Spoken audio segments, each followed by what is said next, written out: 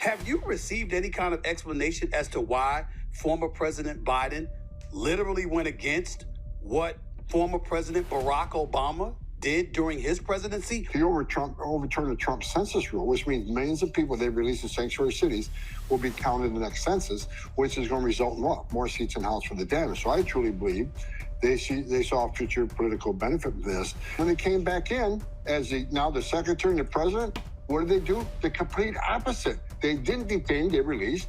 They didn't make them see a judge, and they weren't removing them. So they did the complete opposite of what they knew worked under President Obama. How do you answer these questions? For those that don't know, how do you answer questions like that, like I just posed to you, in terms of 4,000 children being separated from their parents? When you prosecute a parent and put them in jail, the child won't go with them. That's an incredibly compelling answer that you just gave. I can't refute it. No one should, as far as I'm concerned, sir.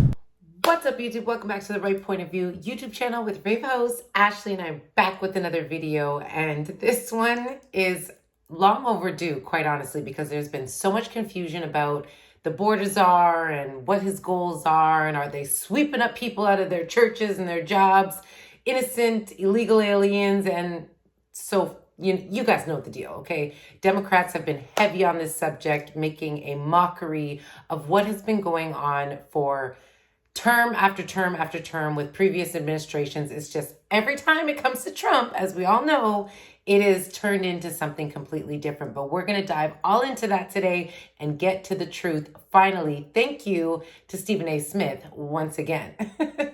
So anyways, do y'all remember this? Okay. Do you have any plans to visit the border? I'm here in Guatemala today. At some point, we are going to the border. We've been to the border. So this whole thing about the border, we've been to the border. We've been to the border. You haven't been to the border. And I haven't been to Europe. And I don't understand the point that you're making. Yeah.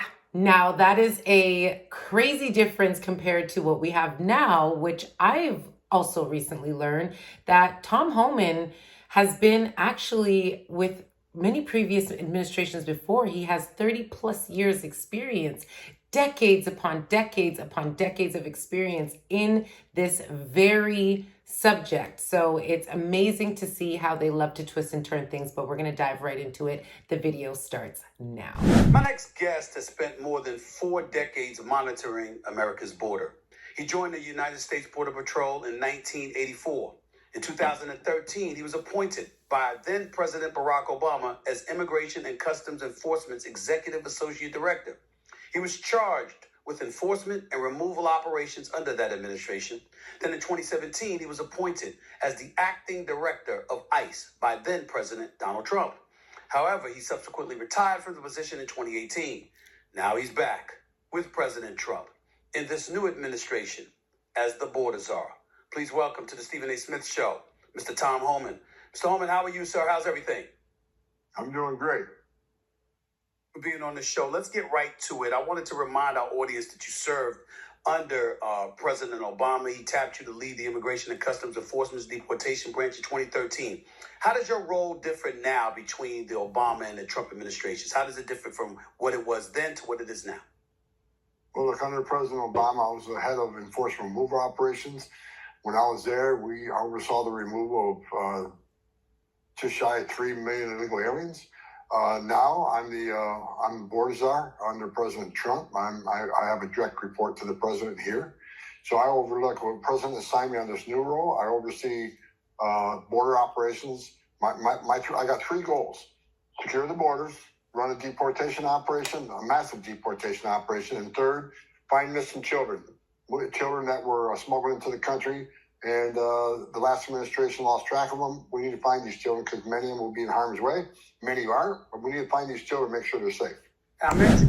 Period. I think that was very clear, very concise. And here's what I'm here to do. I had to come out of retirement for this.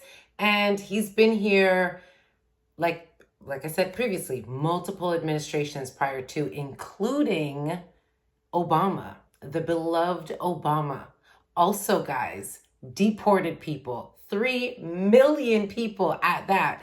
And actually, I think to date, he has the longest standing record for how many people have been deported under one administration at any given time, even worse than what Trump has done previously. So I think that says a lot. I really think that says a lot. Nobody ever likes to talk about that. Nobody ever likes to, put that smudge on his record, but Trump isn't doing anything that any previous president wouldn't do, and for good reason. You need secure borders. You cannot have people just running rampant in your country, or you really don't have a country, do you? But let's get back to it. And I don't mean to ask it politically, but I'm asking it this way. Have you received any kind of explanation as to why former President Biden literally went against what former President Barack Obama did during his presidency?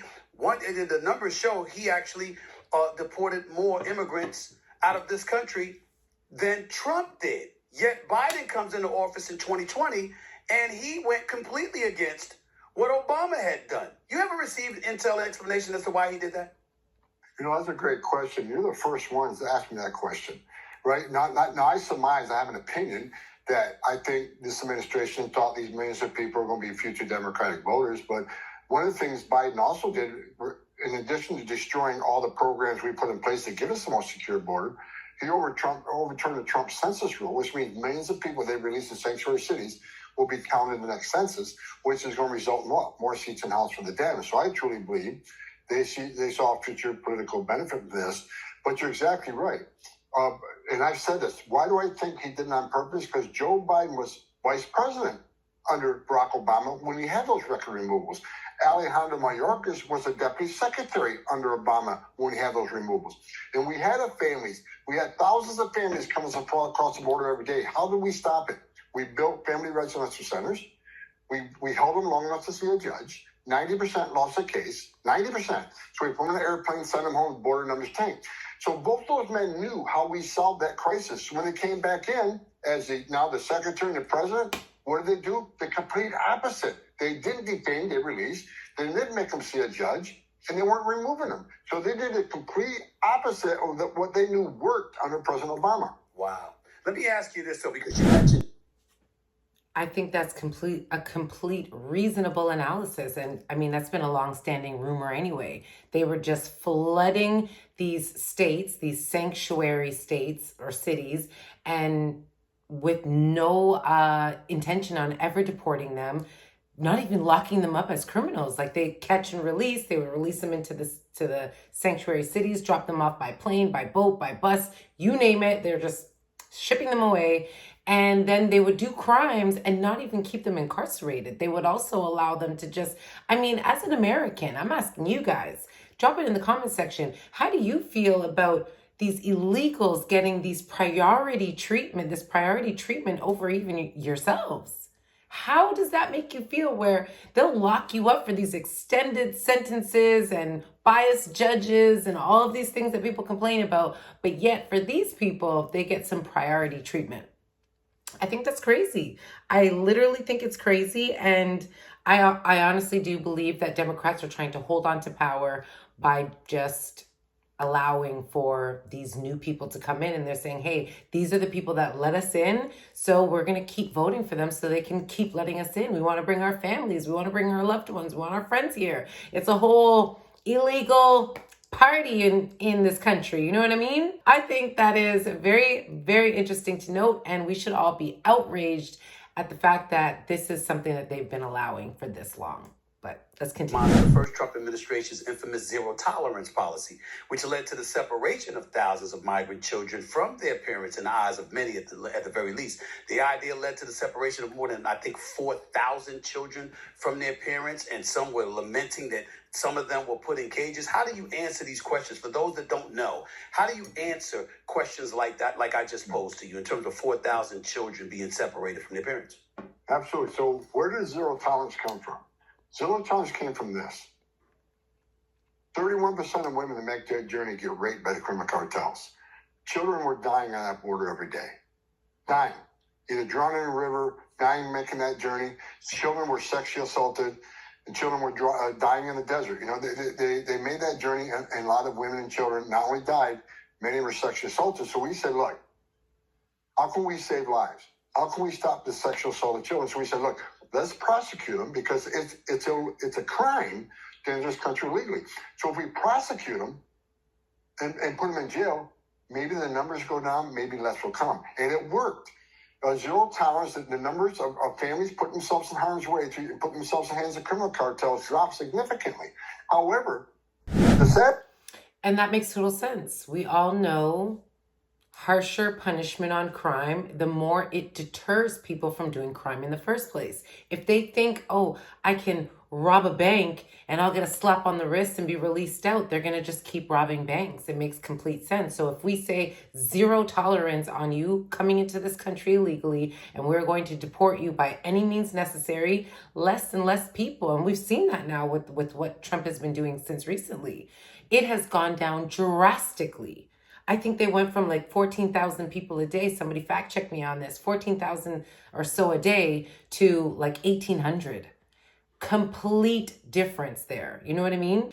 And these people are obsessing about child separation, but imagine how unreasonable it is for a parent to sell themselves to a cartel. And while I do understand they want a better life and all of these things, but to what circumstance? Like, how far are you willing to go to jeopardize your children's lives, your lives, and put yourself through that kind of harm just to get a better life, so to speak, when you can die before even reaching there?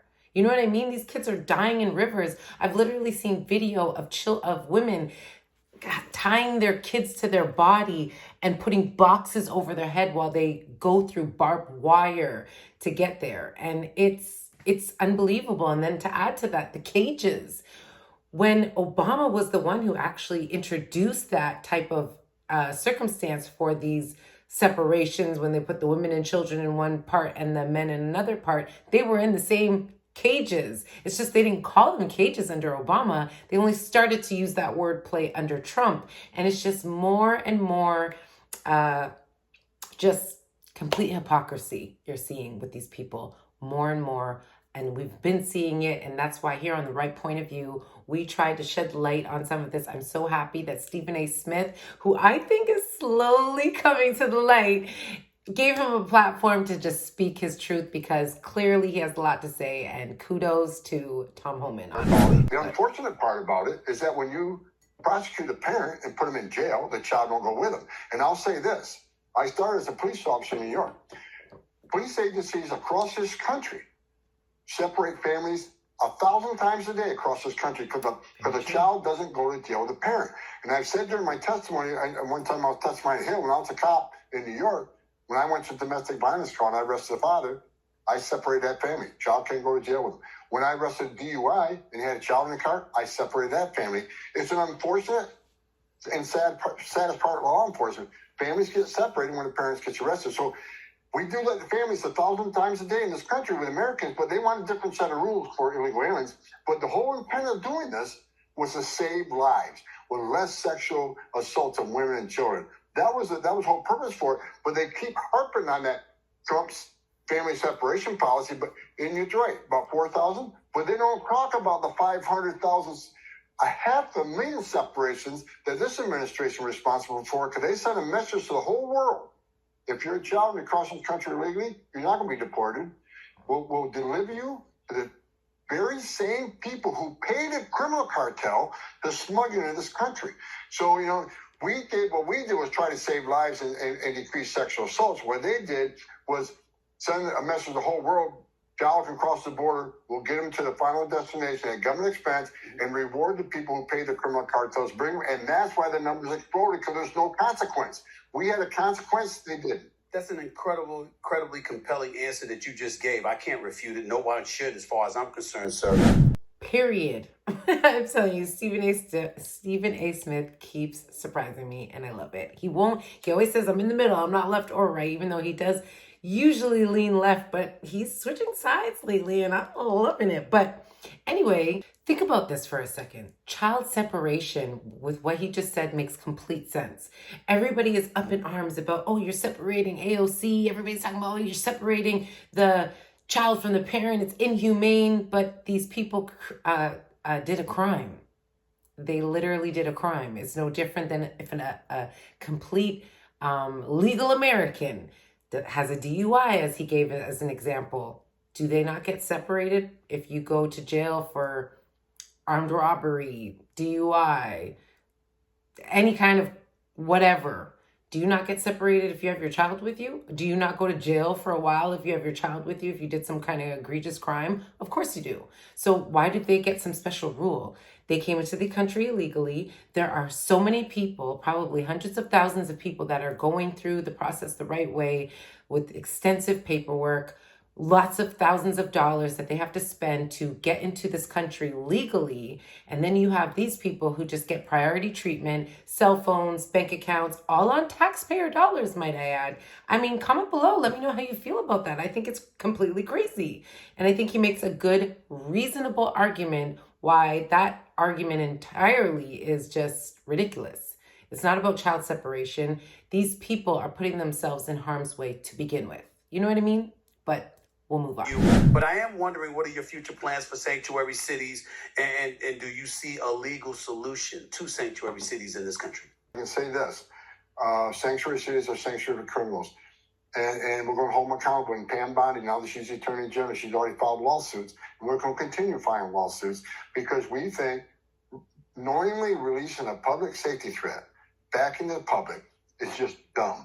There's no reason for that. When you release a public safety threat back in the public, it puts our officers at great risk, because rather than arresting somebody in the safety and security of county jail, now we got to go to the neighborhood and find them, which is dangerous for the officer, dangerous for the alien, because anything can happen on a street arrest, and it's certainly dangerous for the community.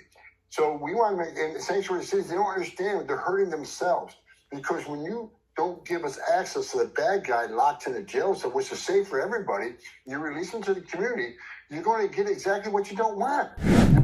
Exactly. Why would they even want to do that? Like, if somebody committed a crime, especially someone who's here illegally in the first place, like, on top of it, if you come here illegally, why aren't you just here quietly? There's so many jobs you can get under the table, and some people, a lot of people, Americans, will work with these people, and you can create a life for yourself on the low. But to come here and to be so brazen to actually commit crimes while here illegally blows my mind. And then you have some states that are like New York, California, that are saying, hey, don't worry. Even if you commit a crime, we'll protect you. We'll make sure we don't work with ICE. Like, excuse me? How are you going against your own government, your own laws, as a part of the government? How crazy is that? It just makes sense to me as a career cop. I don't understand why any elected official whose number one responsibility is protection of the community, why would you not work with us to remove a child rapist from the community rather than release them back in the community? I got about 3 more questions. Exactly. That is mind-boggling. And that is the worst part of all, is some of these people are doing real egregious crimes. Like, think about the Laken Riley case. That guy went and just was seeking, like, he first was caught trying to get into a dorm room. And thank God her door was locked. She called police because she saw someone lurking at the front of her door through her window. She just got home, put her bags away, whatever, doing her thing. Some guy's lurking outside of her thing. He was literally on the hunt for someone. And then when that didn't work out, he happened on the same path as Laken Riley's jogging path, and boom, just attacks her. Something must have happened because he actually didn't get to sexually assault her, but attacks her, kills her. And on the camera, you see him coming back to the area where he lives, throws his stuff in the garbage can, cap on. He even checks it to see if it's bloody, puts his cap back on, and he's gone to go just enjoy the rest of his day. How crazy is that? Mind-blowing. Undocumented workers. So a lot of people argue, they've had a massive economic benefit. They've been a massive economic benefit to this country. They pay taxes, are important to the workforce, are less violent than some naturalized citizens. That's the things that you keep hearing people say. What role does that play in your thinking when it comes to issues of deportation? Look, if you're in the country illegally, you got a problem. It's not okay to be here illegally. But as you know, we're prioritizing worst of the worst fugitives. And here's the issue. Now, I'll use one example, and this is a true example. I had a new roof put on my house 2 years ago. I had to call 6 companies before I got a company that guaranteed me a legal workforce. And one person that showed up was a father and son. Father and son used to have 20 United States citizen employees. But him and his son came by and said, can I just repair the roof? Do we need to replace the roof? Because him and his son can't replace the whole roof. Here's the story he told me.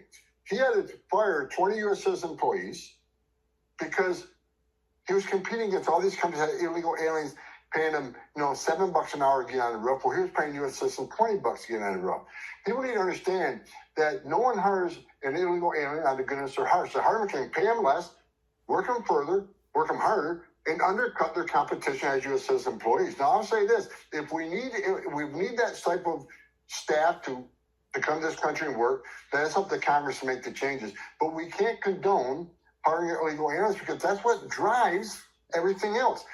When you overwhelm the board with what people call That is a great point. And I actually just had this conversation. It actually became a heated debate, I will more call it, with a friend of mine who was literally like, oh, Americans don't want to do those jobs and da-da-da-da and this and that. And I was like, that's not true. As a matter of fact, the companies, the farm owners and stuff like that, hiring people from Mexico or Jamaica and all these places to come do farm work, working in the hot beating sun, who get to pay them $17 an hour for this type of work, because by comparison, they go back home $17 an hour versus maybe $17 a day they might get for worse work, harder work, stuff that takes way more energy and strength and whatever they have to do back home. Of course, that's wonderful to them.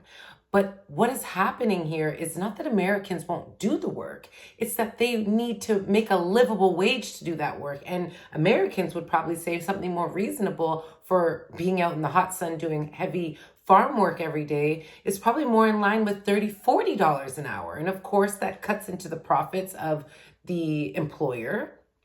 And to think that these employers are doing it just out of the goodness of his heart is crazy. And then what happens? People who are doing an honest day's work, who are hiring legal Americans and trying to pay a fair, livable wage, they are in competition with the people who will get it done for cheaper because they have cheaper labor on their roster.